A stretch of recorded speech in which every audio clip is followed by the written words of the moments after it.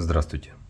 Предлагаю вашему вниманию небольшой ролик о моем опыте собирательства денег марок. И в первую очередь хочу сделать акцент на том, показать, как это оформлено у меня в альбоме. Вот он, основной разворот, он перед вами. Собственно, на этой странице сами деньги марки, а здесь марки. Полная серия юбилейная марок, выпущенных в 1913 году к 300-летию дома Романовых. Но я их положил для себя, для того, чтобы наглядно показать, что марок было существенно больше. Ну, интересно посмотреть, хотя филателия совершенно, как хобби, оно меня не увлекает, но как сопутствующие моменты для бонистики мне интересно.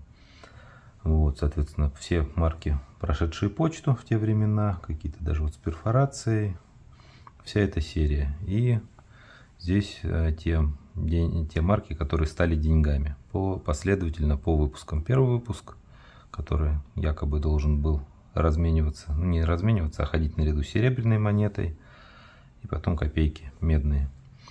Второй выпуск с двумя вот этими самыми редкими вариантами, которые потенциально, да, в ходе эксплуатации, в прихождении стирались и были неотличимы от более высоких номиналов, соответственно, 1 копейка от 15, 2 копейки от 20, поэтому впоследствии на них поставили надпечатки. И вот эти вот марки, деньги без надпечаток, они наиболее редкие, собственно, из всех. Все остальное несложно относительно, и поэтому я их положил квартблоками. Показалось, что по одной марке, ну, как-то совсем некрасиво будет лежать. А вот эти, к сожалению, только так получилось у меня, по крайней мере, пока. Ну, что я могу сказать, что я их брал именно у филателиста, не у продавцов, не у бониста, а у филателиста. Они их называют не деньги марки, а марки деньги. Но здесь уже что у кого в приоритете. Вот. И брал тоже парой, потому что покупать одну марку, потом искать вторую не очень интересно. Понятно, что 4-й выпуск, он наиболее такой плохой по качеству. Вот смотрите, и перфорация соответствующая, и бумага более темная, плохая. Вот. Понятное дело, что марки выпускались листами по 100 штук. У меня есть вот такой лист, если уже уходить от основного разворота. Это полный лист, но он был в таком не очень потребном состоянии, что я даже его загнул. Здесь есть надрывы. Ну, вот здесь 100 марок, но они загнуты. Кроме того, я пытался, пробовал иметь дело с полными листами. И даже купил себе несколько, но они настолько, покажу их тоже. Вот, допустим, 3 копейки, они прям в очень хорошем состоянии, можно сказать, анс. Вот, здесь мягкий загиб на углу. Вот, но их никуда не денешь, нужен больший альбом, поэтому вот я храню отдельно, и показалось, что это, собственно, не стоит того, наверное. Ну, или там для образца вот 1 или 2 листа вот у меня есть, они, можно их как бы отдельно хранить для наглядности. Вот и второй лист, он чуть-чуть похуже состояние, но тоже, в принципе, целый, без надрывов, вернее, по перфорации нет надрывов, но он напополам был сложен.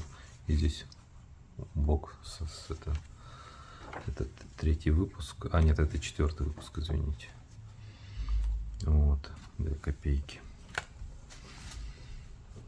Ну, альбомы более большого формата, наверное, это, да, 4-й, я что-то даже забыл. Вот такой у меня опыт. И можно еще поговорить чуть-чуть о других марках, которые тоже использовались в период после революции. В первую очередь это украинская тема, потому что вот эти вот серия марок, и которые тоже использовались как деньги марки, отдельно выпускались. Вот они, я достану, покажу. Ну, не буду все доставать. Здесь я положил тоже из филателистической коллекции. В текущий момент филателия там не на подъеме, поэтому все достаточно дешево. Просто негашенные марки, гашенные, но без перфорации и, соответственно, с перфорацией. И деньги марки. И вот этот 4-й ряд, он наиболее дорогой, на самом деле, насколько я помню, из всех. Потому что что-то я докупал еще дополнительно по 1 штуке. И вот 2 блока тоже положил почтовых, современных, посвященных как раз этой серии. Насколько я помню, еще эта серия у Булгакова там фигурировала в каком-то произведении, что вот они летели, разлетались, вот эти как денежные знаки маленькие, мелкие. Вот, и чуть-чуть еще. Конечно, в период после революции и гражданской войны очень большое количество было выпущено денежных знаков в виде марок. Ну, как бы я цели не ставил прям собрать все, но то, что там и Минводы были, и Одесса была, и на Дальнем Востоке Амур, да, что-то там такое было. Вот, поэтому вот Баку, получается, у меня вся серия, причем вот это вот тоже достаточно красиво. Ростов и Крым. И все, к сожалению. Ну, опять же, такое небольшое ответвление в альбоме. Спасибо за ваше внимание. Надеюсь, было интересно. Увидимся.